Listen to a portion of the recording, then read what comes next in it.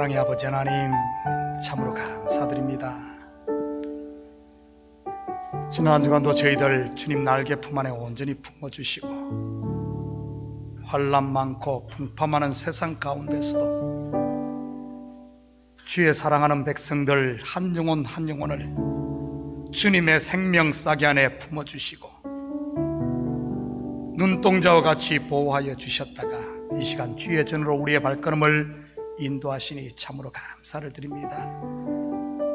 세파에 상한 심령이 있으면 주님, 이 시간 주께서 친히 찾아오셔서 아버지 하나님 우리의 심령을 어루만져 주시고 완악해진 강팍한 마음이 있으면 주께서 아버지 하나님 친히 녹여주셔서 부드러운 심령, 옥토와 같은 마음 주시고 그러하여 우리의 삶을 통해서는 성령의 열매를 주렁주렁 맺고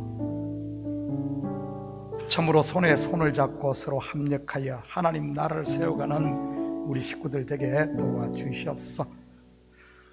혼자 바깥 어둠에서 일을 가는 영혼들 없게 하시고 모두가 잔치하는 이 기쁨의 자리에 마음을 활짝 열고 함께 찬양하며 함께 떡을 떼는 이런 복된 공동체 되게 도우시고 특별히 우리 사랑하는 찬양팀들을 통해 함께 주님의 성호를 찬양할 때 우리 성도들이 온 마음으로 함께 찬양하며 영광은 주님께만 돌려지는 귀한 예배가 되게 도와주시옵소서. 오고 있는 발걸음들 주께서 안전하게 지키시고 속히 도착하여 한 마음으로 주님께 영광 돌리는 복된 예배 시간 될 줄 믿사오며 이 모든 말씀 예수님의 이름으로 기도드립니다. 아멘.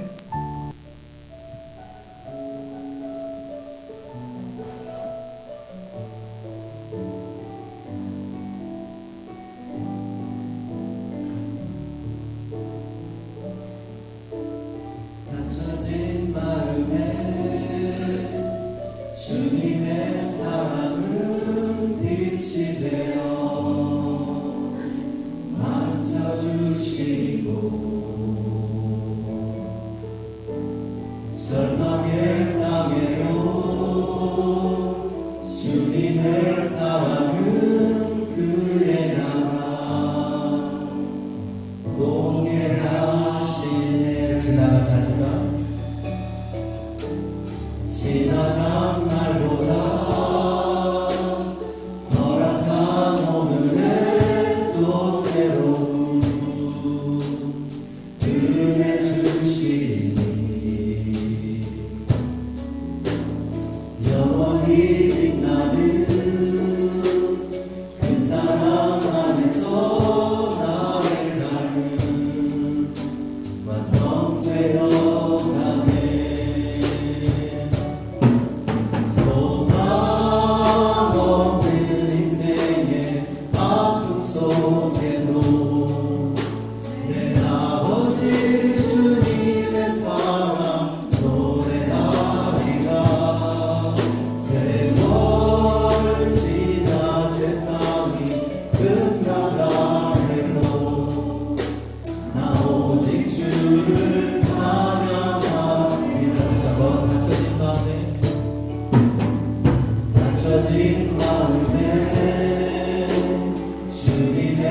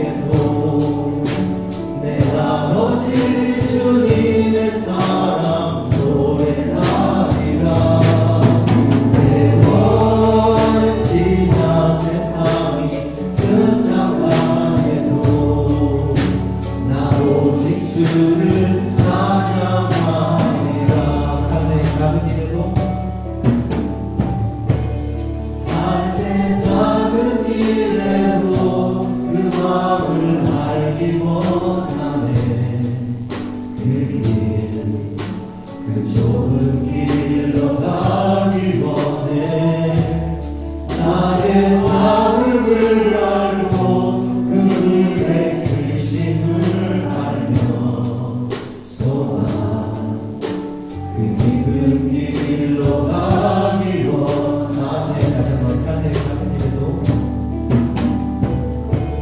삶의 작은 일에도 그 마음을 알기 원하네.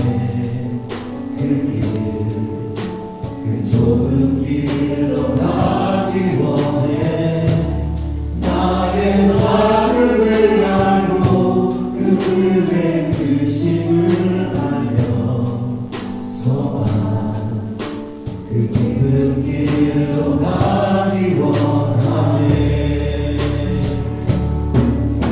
저 높이 솟은 산이 되기보다 여기 오직한 동산이 되길. 내가 가는 길만 비추기보다는 누군가의 길을 비춰준다면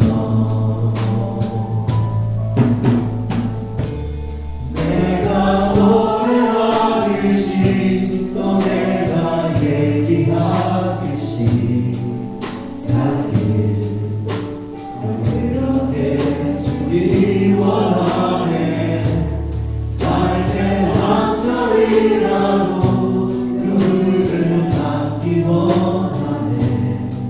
사랑 그 높은 길로 가기 원하네. 저 높이 솟은 산이 되기보다 저 높이 솟은 산이 되기보다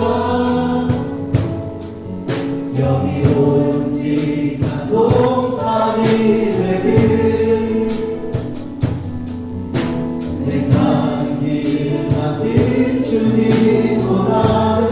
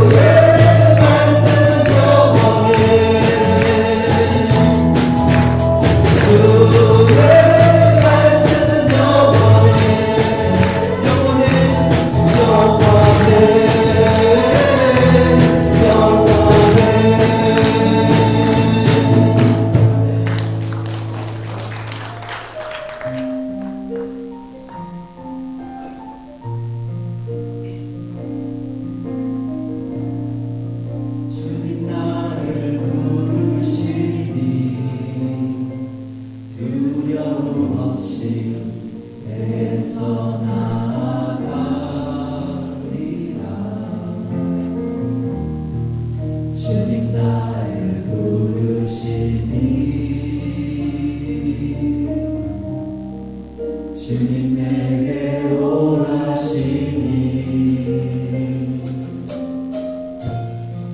주님 보고 계시기에 의심치 않고 바다를 걸어가리라.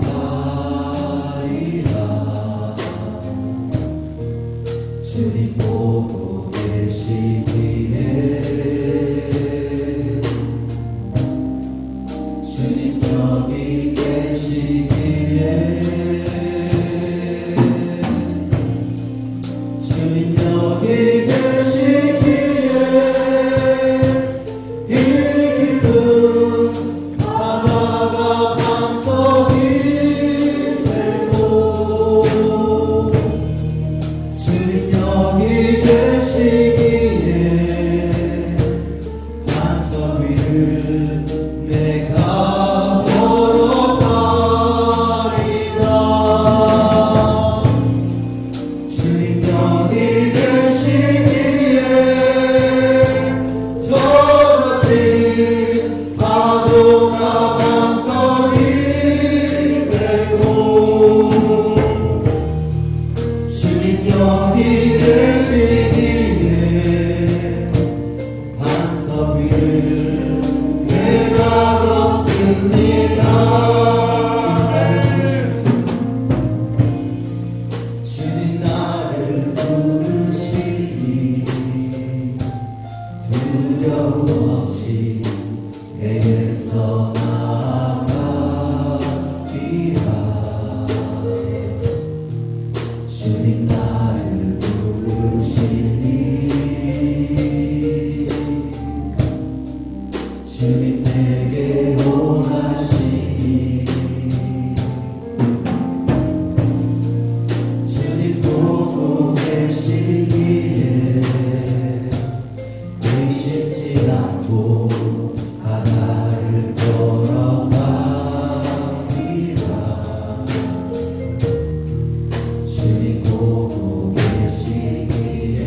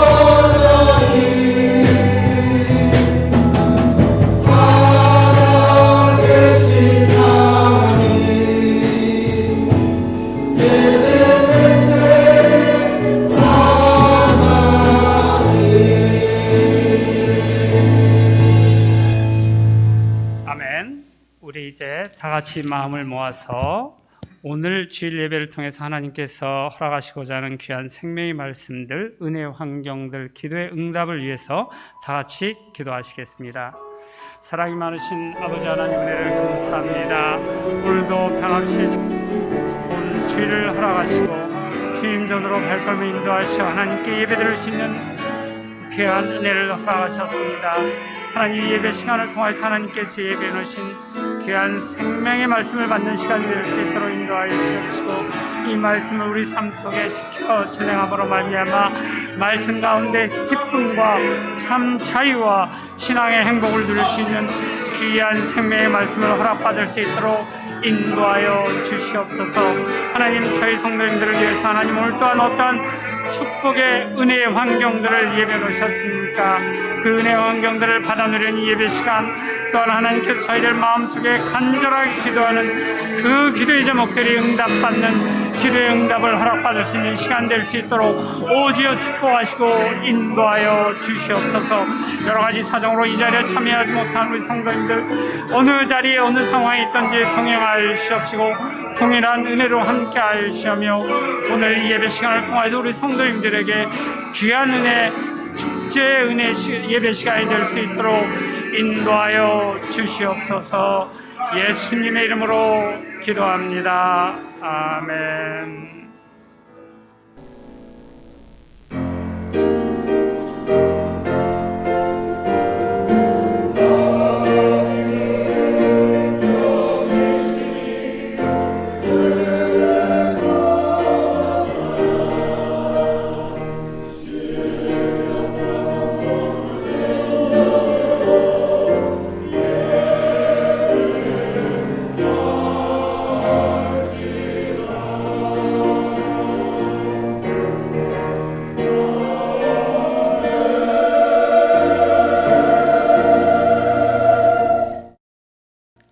사도신경으로 우리의 신앙을 고백하겠습니다.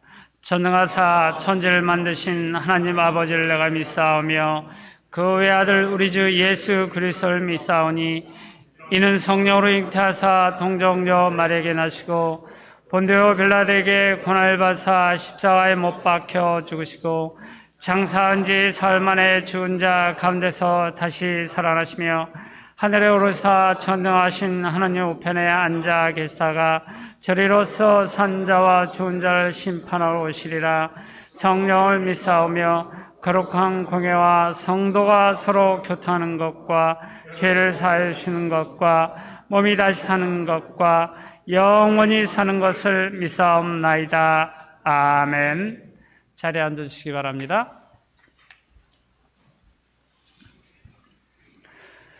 교회 소식을 알려드리겠습니다. 오늘도 이 현장 예배에 참여하신 우리 성도님들, 또 온라인으로 각 처소에서 예배에 참여하고 계신 우리 성도님들을 주님의 이름으로 환영합니다. 다음 소식, 오늘 2부 예배 후에 오후 1시 10분에 2층 사무실에서 교회 부분적으로 청소를 감당하시기 위해서 사인하신 우리 성도님들 모임이 있습니다. 예배 후 1시 10분 기억해 주시고 모여주시면 고맙겠습니다.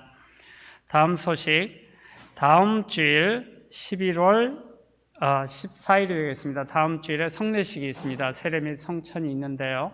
유아 세례 또 세례 입교 받으실 분들은 토요일 11월 13일 저녁 7시 30분에 교회에서 문답식이 있을 예정입니다.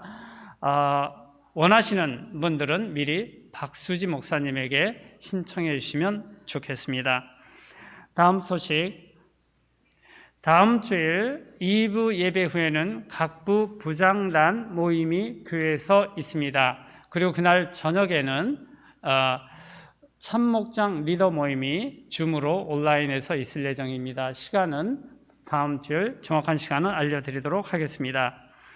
다음 소식, 11월 21일 추수감사주일 맞이해서 목장별 찬양축제를 지금 계획하고 있습니다. 각 목장별로 준비해 주시고요.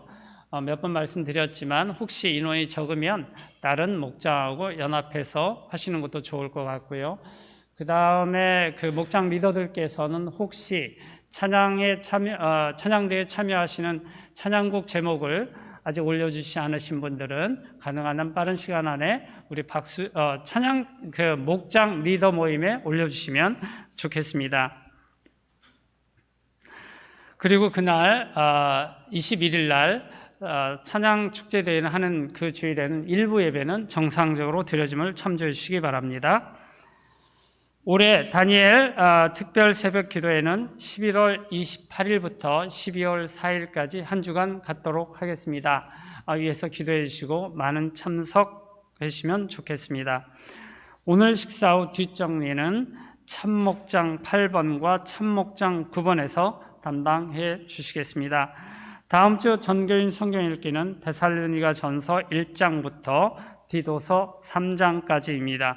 교우 소식란에 여러분들 각 선교회 통해서 이미 연락 받으셨겠지만 지난 월요일 11월 1일에 우리 반주하시는 정은지 집사님께서 아주 예쁘고 건강한 아들을 출산했습니다. 처음엔 저 그 메시지 왔을 때 잘못된 거 아닌가? 어제까지 바로 피아노 반주하셨는데 오늘 애를 낳았다고? 저 정말 그렇게 생각했어요. 근데 등남하셔서 너무 기쁜 소식을 나눠줘서 감사하고요. 우리 조현우 집사님 지금 마스크를 하고 있어서 잘 알 수가 없는데 입꼬리가 양쪽 귀에 걸려 있을 걸로 추측이 됩니다. 그래서 예배 외에 많은 축하 격려해 주시면 좋겠습니다. 하나 더 교우 소식이 있는데 아주 좋은 소식입니다. 또 커네티컷에 거주하고 계시는 우리 이예숙 집사님 오랜 시간 이제 기다렸던 영주권 인터뷰를 잘 통과했다고 연락이 왔습니다. 그래서 아마 지금 이 집사님 늘 온라인 예배를 들으시니까 이 영상에 같이 참여하고 계실 텐데 축하드리고요. 우리 집사님들도 개인적으로 연락 가능하신 분들은 축하해 주시면 대단히 고맙겠습니다. 이제 다른 광고 없으시면 우리를 대신해서 전박 집사님 기도해 주시겠습니다.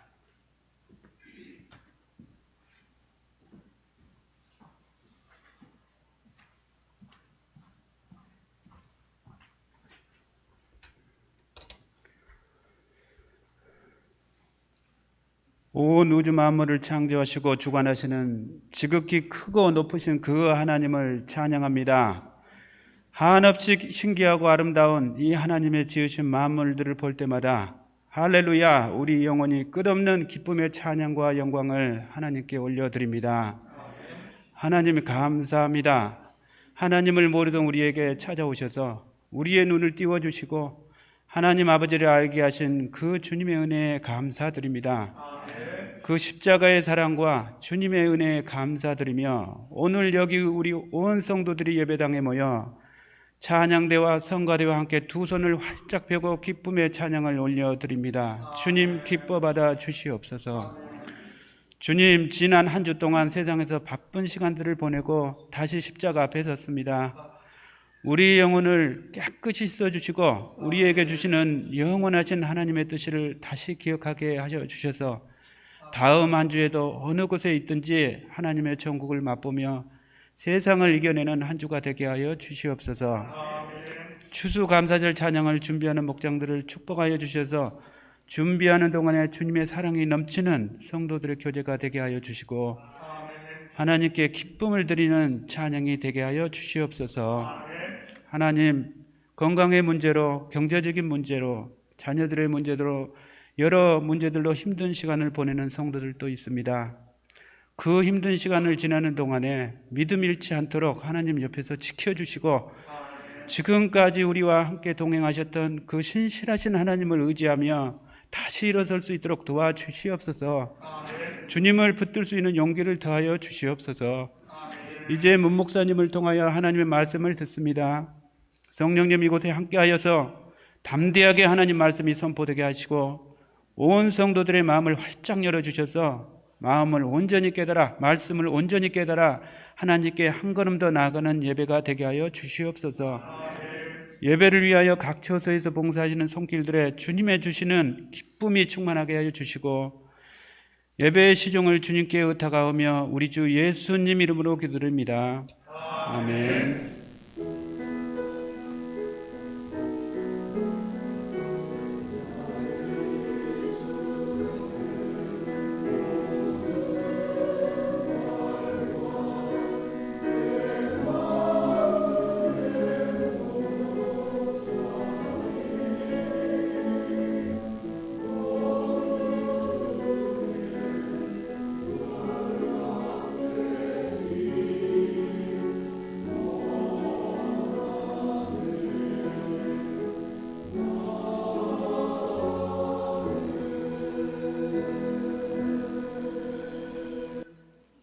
이제 오늘의 성경 말씀을 읽는 시간을 갖도록 하겠습니다. 오늘 본문 말씀은 누가복음 20장 27절에서 40절까지의 말씀을 성도님들과 제가 한 절씩 읽도록 하겠습니다. 부활이 없다고 주장하는 사두개인 중 어떤 이들이 와서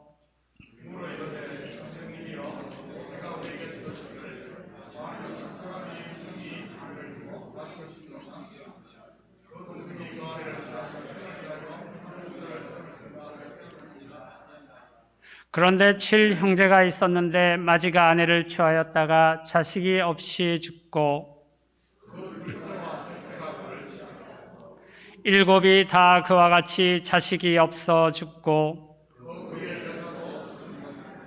7이 다 그를 아내로 취하였으니 부활 때 그 중에 누구의 아내가 되리이까?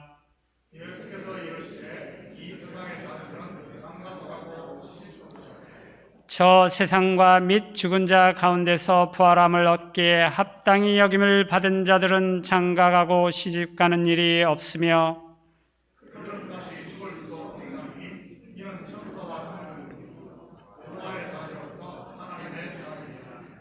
죽은 자가 살아난다는 것은 모세도 가시나무 떨기에 관한 글에서 주를 아브라함의 하나님이요 이삭의 하나님이요 야곱의 하나님이시라 칭하였나니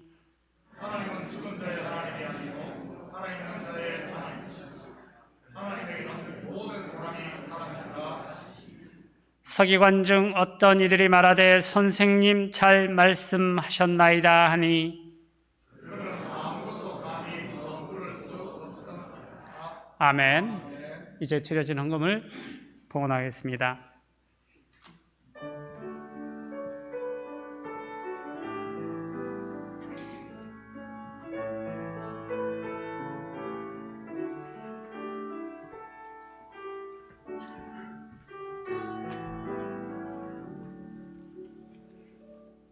이제 성가대 찬양이 있겠습니다.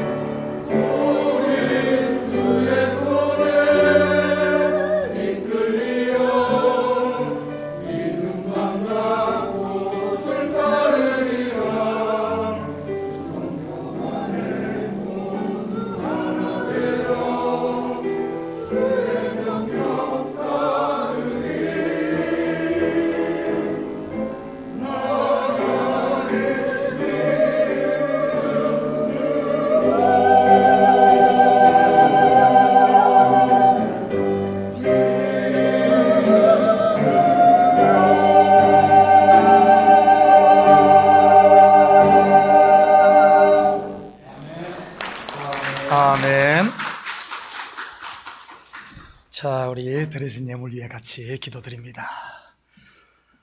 사랑의 아버지 하나님, 참으로 감사드립니다. 지난 한 주간도 주님 저희들 날개 품 안에 온전히 품어주시고 열심히 땀 흘릴 수 있는 은혜 주시고 일할 수 있는 터전 주심을 참으로 감사를 드립니다. 우리의 수고가 헛되지 않고 열매 맺게 하신 하나님, 이 시간 우리의 마음을 담고 정성을 담은 예물을 주님 앞에 올려드립니다. 11조로 드립니다. 감사 예물로 드립니다. 주일 예물로 드립니다. 선교 예물로 드립니다. 드린 손길마다 복되게 하시고 이 예물이 하늘 곳간에 온전히 쌓이게 도와주시옵소서. 주님 앞에 나오며 빈손 들고 나오지 아니하고 우리의 마음을 담아 드리는 이 예물, 아버지 하나님 참 주님께서 기쁘게 받으시고 우리 성도들의 삶의 영역마다 주님의 향기가 드러나게 하시고 주님의 손길이 느껴지게 도와주시옵소서. 가정마다 복되게 하사 그리스도의 사랑으로 똘똘 뭉치게 하시고 저들의 삶의 터전마다 적게 시작했다 할지라도 나중은 심히 창대한 역사가 있어 하나님이 살아계심이 우리 성도들을 통해 세상 가운데 증거되게 도와주시옵소서. 공부하는 자녀들에게는 지혜와 명철을 칠갑절이나 더하시고 주님께서 주신 꿈들을 마음껏 펼쳐갈 수 있는 복된 자녀들로 세워지게 도와주시옵소서. 이 예물이 쓰는 곳마다 주의 영광 드러나게 하시고 영혼 구령 사업과 선교 사역과 구제 사역에 온전히 쓰일 줄 믿사오며 이 모든 말씀 예수님의 이름으로 기도드립니다. 아멘. 좋은 아침입니다. 자, 우리 앞뒤 돌아보며 한번 인사합니다. 사랑합니다. 축복합니다. 서로 인사들 나눕니다.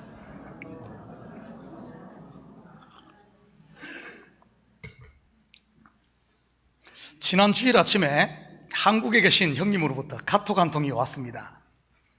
형님의 큰딸, 그러니까 저에게는 조카인데 결혼 청첩장이었어요. 결혼식이 12월 11일 토요일인데 제가 12월 6일부터 17일까지 다녀올 생각입니다. 이 조카가 여자 경찰인데 신랑도 경찰학교에서 만난 동기인 경찰입니다. 저희 집안이 3남 2녀로 제가 넷째입니다. 위로 넷이 전부 3살 터울이지요. 제일 큰 이 누님의 둘째 아들도 경찰인데 공교롭게도 그의 와이프도 경찰입니다. 저희 집에 이 경찰이 저희 집안에 이 4명이나 있습니다. 제가 대학에서 법학을 공부했던 것이 집안에 좀 바람막이가 되기 위해 이렇게 했었는데 제가 하나님의 종이 되면서 그 일을 못해 가족들에게 미안했는데 하나님께서는 다른 방법으로 응답을 해주신 것 같습니다. 물론 요즘에야 경찰이 별로 힘이 없지만 말이지요. 그래도 경찰 가족이라고 하면 교통 티켓은 봐주더라고요. 우리 교회 안에는 많은 보면은 식물들이 이렇게 자라고 있습니다. 들어오는 교회 입구에도 화분이 좋기 20개는 넘고 이곳 강대상에도 지금 3개가 있지요. 그리고 제 사무실에는 정확하게 크고 작은 화분이 36개가 있습니다. 뿐만 아니라 1층 라비 천장 쪽에는 그리고 2층 올라오는 계단 윗부분에는 많은 조화들이 이렇게 장식되어 있습니다. 여러분은 살아있는 식물과 조화의 차이가 무엇인 줄 아십니까? 당연히 생화는 살아있고 조화는 그렇지가 않지요. 또요, 생화는 물을 줘야 하고 조화는 안 줘도 되지요. 살아있는 식물은 자라면서 잎이 떨어지고 하니 청소를 해줘야 하는 번거로움이 있지만 조화는 안 해도 됩니다. 이 게으른 사람들이 키우기 좋죠. 그런데 이거 아십니까? 조화는 3번 이상 보는 사람이 별로 없지만 생화는 보고 또 보고 한다는 사실 말이지요.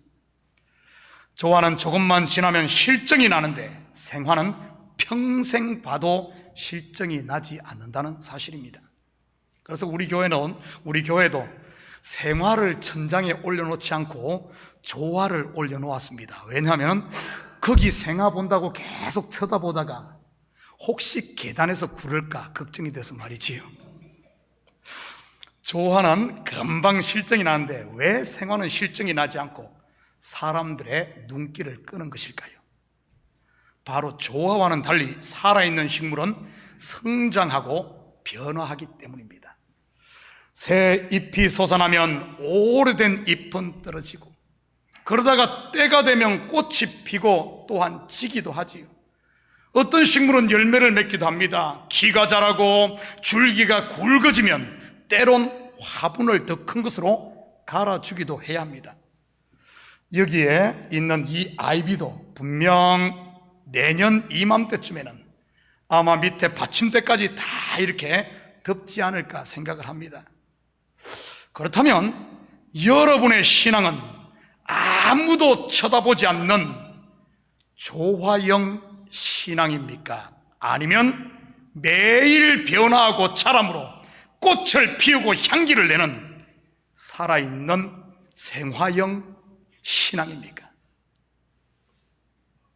나는 다 안다는 구태의연한 이 곰팡이 낀 빵만 먹는 사람입니까? 아니면 매일 주어지는 따끈따끈한 갓 구운 신선한 새빵을 먹는 사람입니까?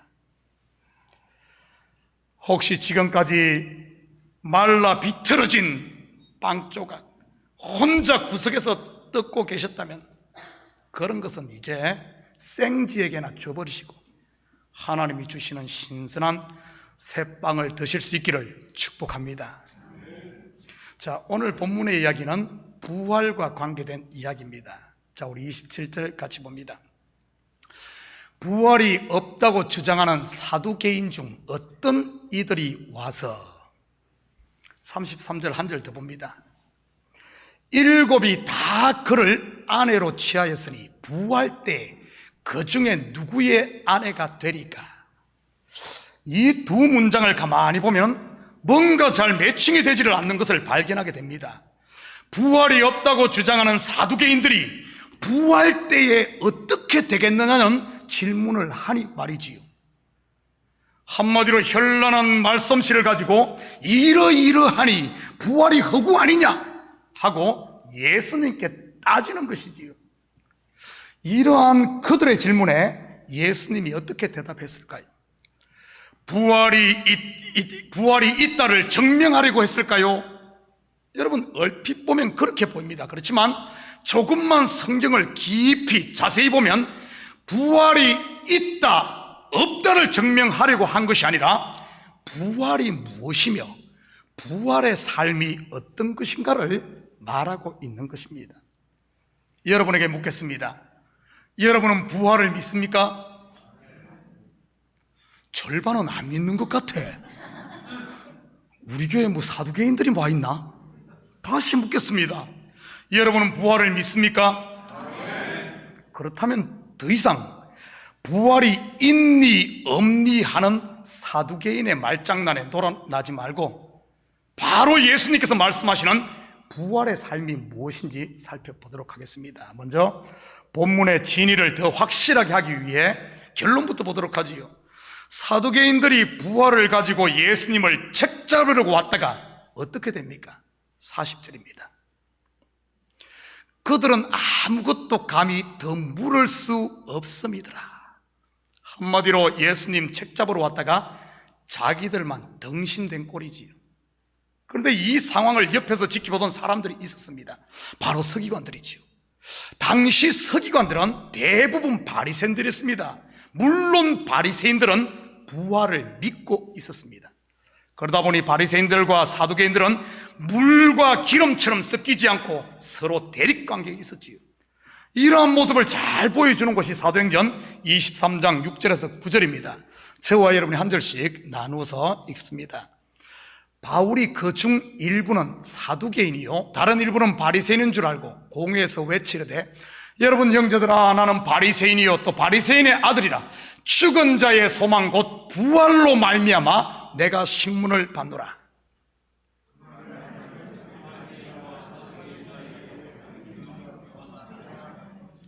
이는 사두개인은 부활이 없고 천사도 없고 영도 없다고 바리새인은 다 있다 함이라.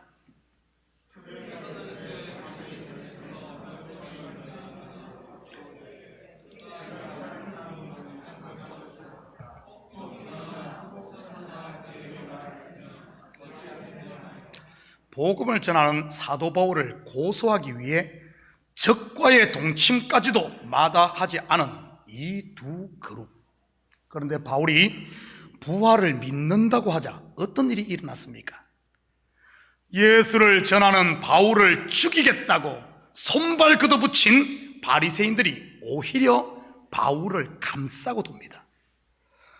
이처럼 부활에 대한 논쟁은 사두개인과 바리새인들이 한치도 물러서지 않고 사활을 걸고 다투었던 당시 신학 논쟁이었던 것입니다. 그런 논쟁에서 예수님이 부활이 없다고 주장하는 이 바리새인들의 입을 막고 부활이 있음을 이야기했으니 바리새인인 서기관 입장에서는 얼마나 통쾌했겠습니까? 옆에 있는 서기관의 반응을 한번 볼까요? 39절입니다. 서기관 중 어떤 이들이 말하되 선생님 참 잘 말씀하셨나이다 하니 이럴 때 딱 맞는 고사성어가 있지요. 오랑캐를 가지고 오랑캐를 친다는 뜻의 이의제이입니다. 아니면 도구로 독을 공격한다는 이독제독도 같은 의미지요. 이 서기관 속으로 얼마나 통쾌했겠습니까? 자기의 손 하나 까딱하지 않고 자기들의 적인 예수님이 자기들의 또 다른 적인 사두개인들을 묵사발 냈으니 말이지요. 이럴 때 외치는 한마디가 뭐죠? 따봉. 이것은 따봉이 아니라 그냥 따따봉이겠네요. 물론 우리 거룩한 우리 성도들은 할렐루야 이러겠지만 말이죠.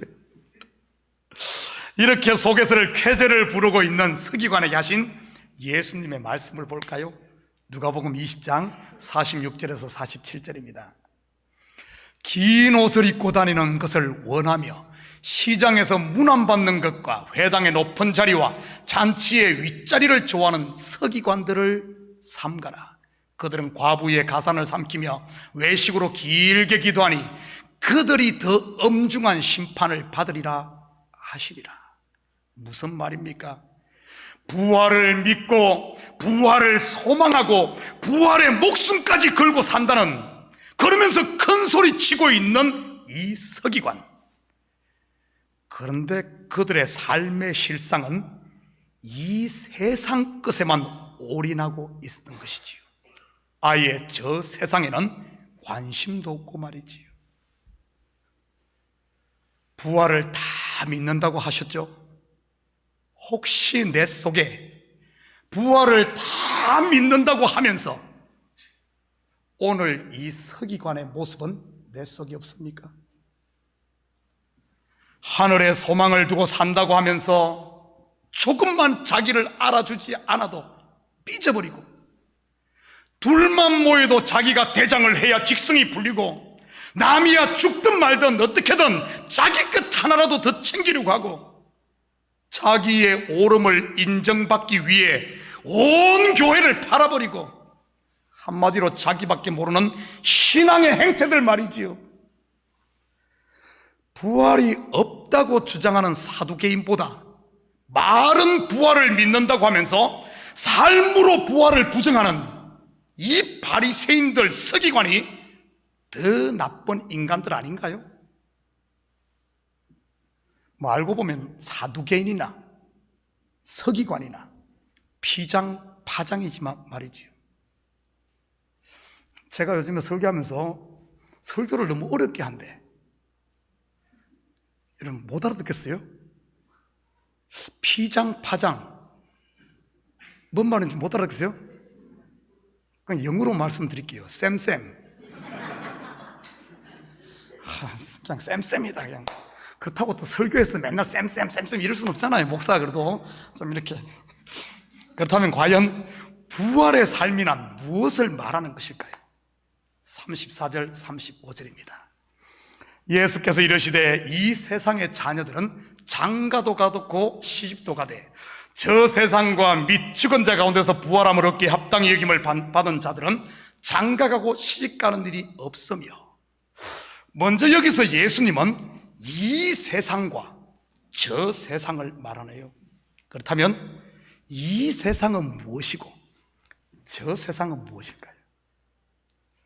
이 세상은 뭡니까? 목에 숨이 붙어 있을 그때까지를 말하고 저 세상은 죽은 후를 말하는 것일까요? 물론 맞습니다. 그런데 그게 전부일까요? 여러분에게 한 가지 묻겠습니다. 이 세상의 삶인 인생은 언제 시작됩니까? 어머니 뱃속에서 나온 출생으로부터이지요. 그죠?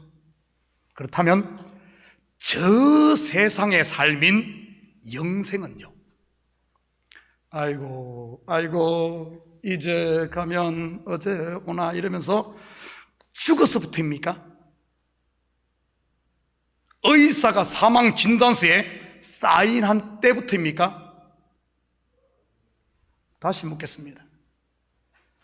이 세상에 속한 종의 자녀에서 해방되어 저 세상에 속한 하나님의 자녀로 다시 태어나는 시점이 언제입니까?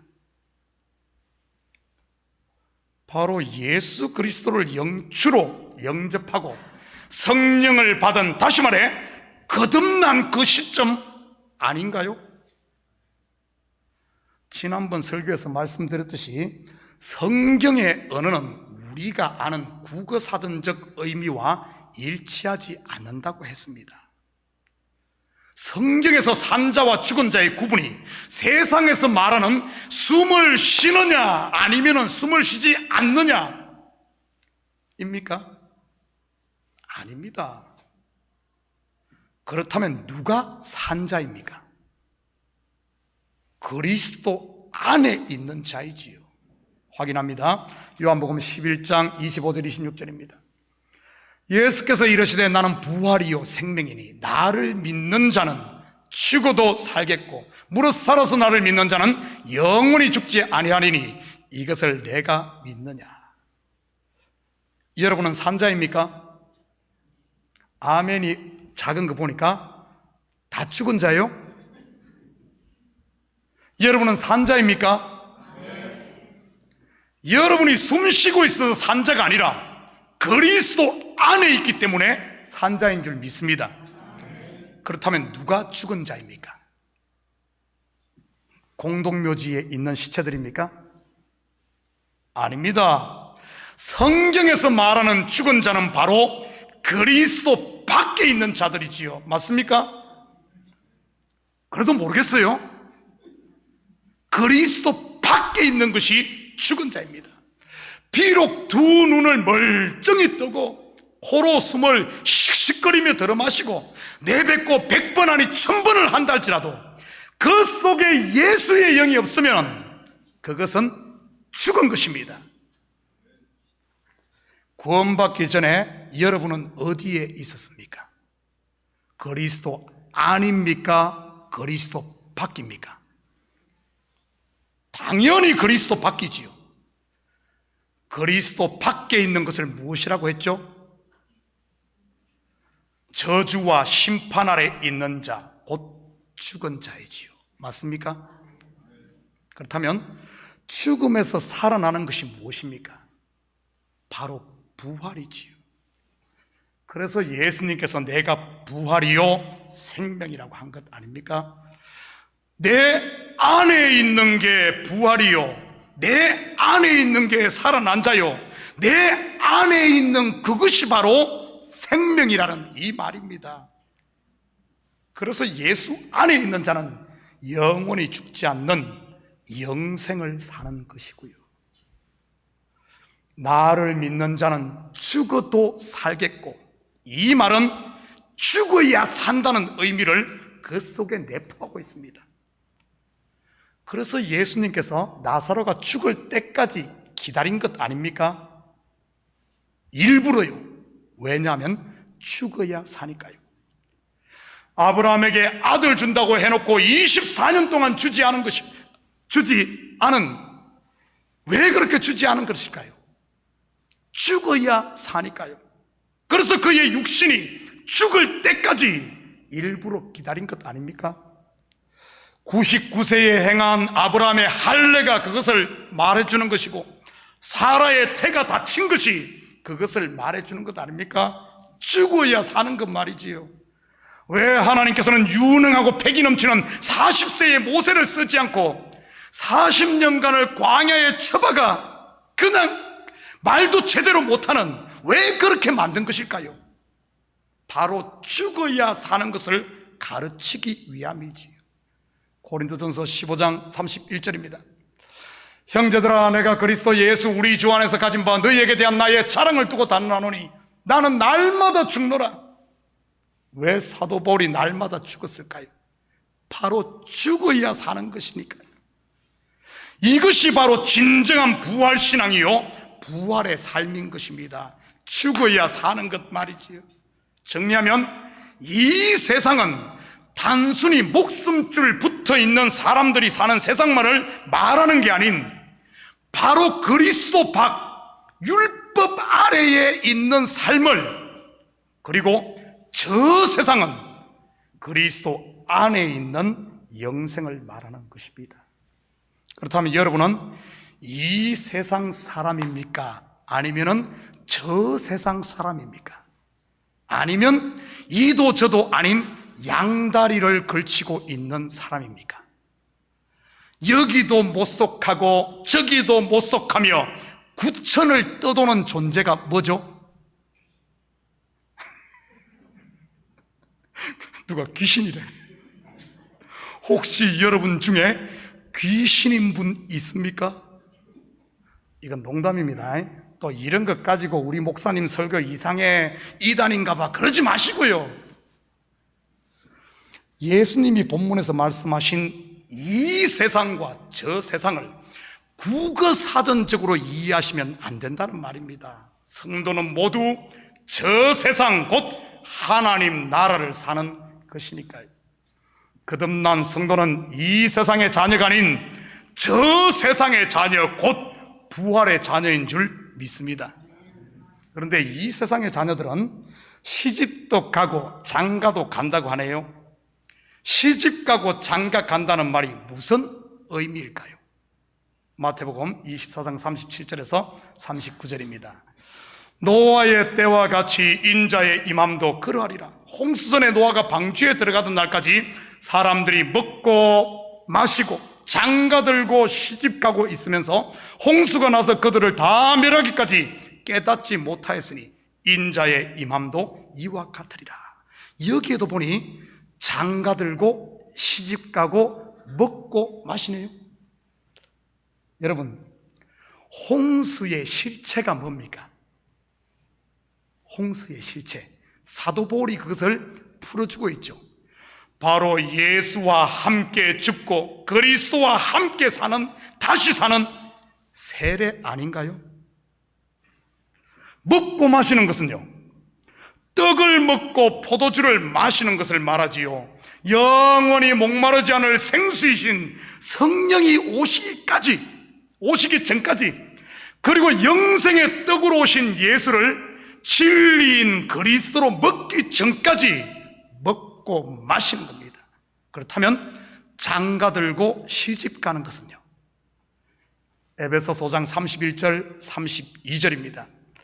그러므로 사람이 부모를 떠나 그의 아내와 합하여 그 둘이 한 육체가 될지니 이 비밀이 크도다.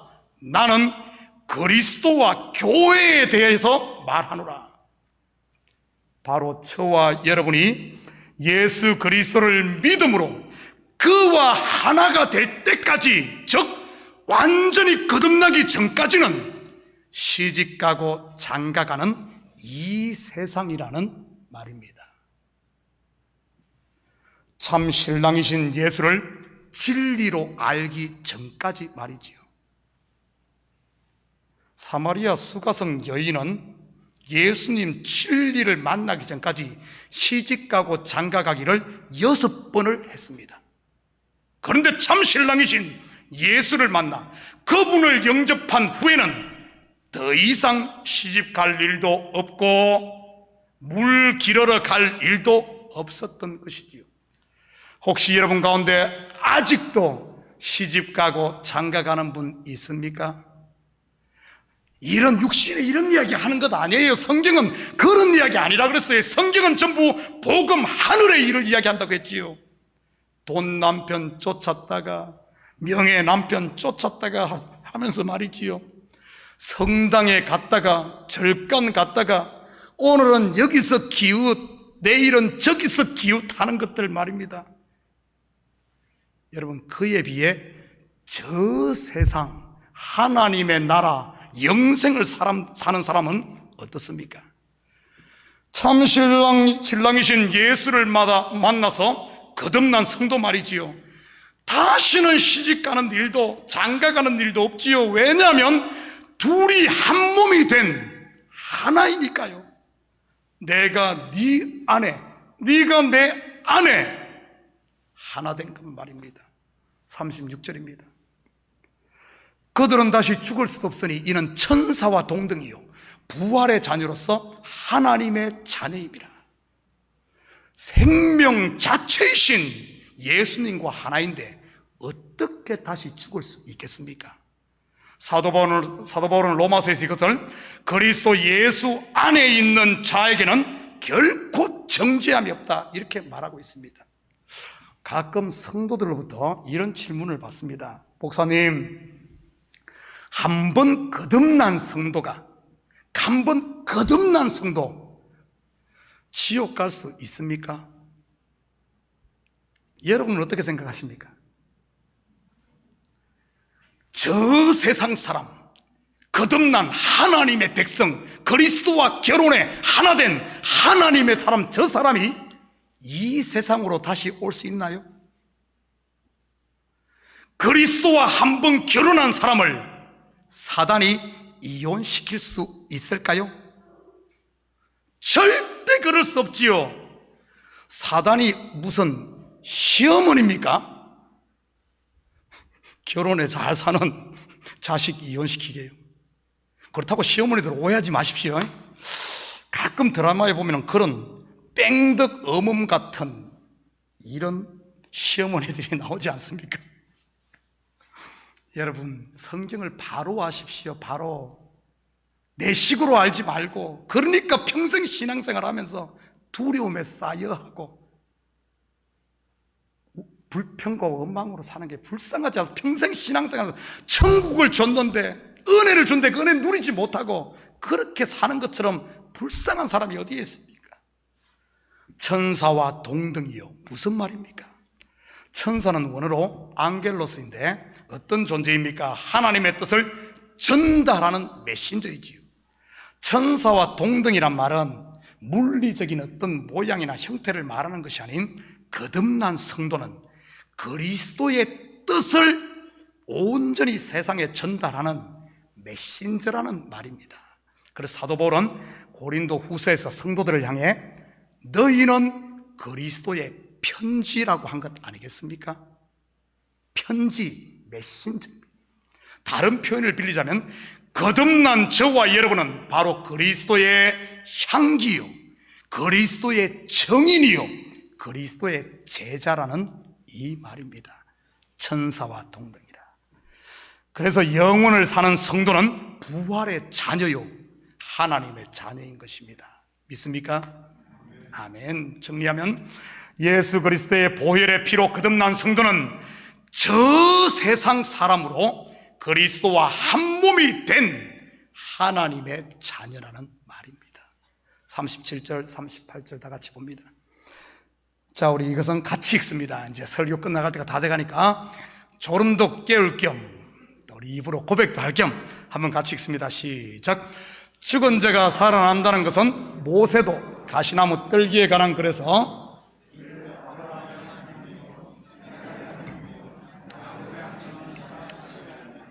하나님은 죽은 자의 하나님이 아니요 살아있는 자의 하나님이시라.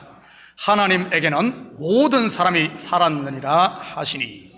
부활을 이야기하면서 왜 예수님은 나는 내 조상의 하나님이니 아브라함의 하나님이요 이삭의 하나님이요 야곱의 하나님이라는 이 글을 인용한 것일까요? 몇몇 주석에서는 당시 사두개인들이 가지고 있었던 성경이 히브리어를 헬라어로 번역한 70인역을 가지고 있었고, 거기에 사용된 본 구절의 문장이 과거가 아닌 현재 시제로 기록되었기 때문이라고 합니다. 다시 말해 아브라함, 이삭, 야곱의 하나님이었느니라, 이렇게 과거가 아닌 하나님이니라 곧 현재 시제이기 때문에 지금 아브라함, 이삭, 야곱이 나와 함께 있다고 성경에 기록되어 있기 때문이라고 말합니다. 물론 지금 하나님이 그들과 함께 있다고 하니 그들이 죽은 게 아닌 부활해서 하나님과 함께 하고 있다는 뜻입니다. 당시 사두개인들은 모세 오경만 성경으로 인정하며 문자로만 성경을 믿었지요. 그러니 예수님께서 성경을 인용해서 그거 봐라, 야 너 성경 가지고 와봐, 그거 봐라, 하나님이 지금 너희가 믿는 이 그래, 하나님이 지금 그들과 함께 있지 않니? 바로 지금 말이지, 이렇게 말이죠. 뭐 주석에 한 데도 이 말도 맞아요. 그렇지만 굳이 하나님께서 이 세 명의 이름을 언급해서 부활을 말하는 예수님의 진의가 그게 달까요? 아브라함, 이삭, 야곱, 이 셋의 가장 중요한 공통점이 무엇입니까? 이들은 바로 언약의 조상들입니다. 성경은 언제나 언약을 이야기할 때는 나는 아브라함의 하나님, 이삭의 하나님, 야곱의 하나님이라고 하며 이 셋을 언급합니다. 이 말은 바로 언약 아래 있는 자는 바로 그 사람이 산 자요 부활의 자녀라는 이런 말입니다. 찬양에도 그런 가사가 있죠. 당신은 언약 안에 있는 축복의 통로. 여러분은 지금 나는 네 하나님이 되고 너는 내 백성이 되리라는 하나님의 언약을 믿습니까? 아니면 지금 여러분의 어떠한만을 믿고 있습니까? 여러분의 신앙은 지금 정상을 달리고 있습니까? 아니면 골짜기를 헤매고 있습니까? 우리는 신앙생활 하다 보면은 때로는 이렇게 업됐다가 다운될 수도 있어요. 교회 나오다 쉴 수도 있고, 교회 나오다 시험 들 수도 있고, 교회에 또 막 막 교회가 은혜 받아갖고 막 혼자 막 교회 다 얻고 막 페인트 다 하고 막 교회 막 새로 짓고 막 집안 팔아서 교회 바칠 수 있어요. 이렇게 업될 수도 있습니다. 때로는 보면은 막 다운돼가지고 갈 만한 교회가 없어, 세상이 다 이럴 수 있어요. 얼마든지 업앤다운 할 수 있습니다. 지금 나의 상태가 어떠하든 나를 향한 그분의 변함없는 사랑과 선하심을 믿습니까? 그렇다면 틀림없이 여러분은 언약 안에 있는 산자, 곧 부활의 자녀인 줄 믿습니다.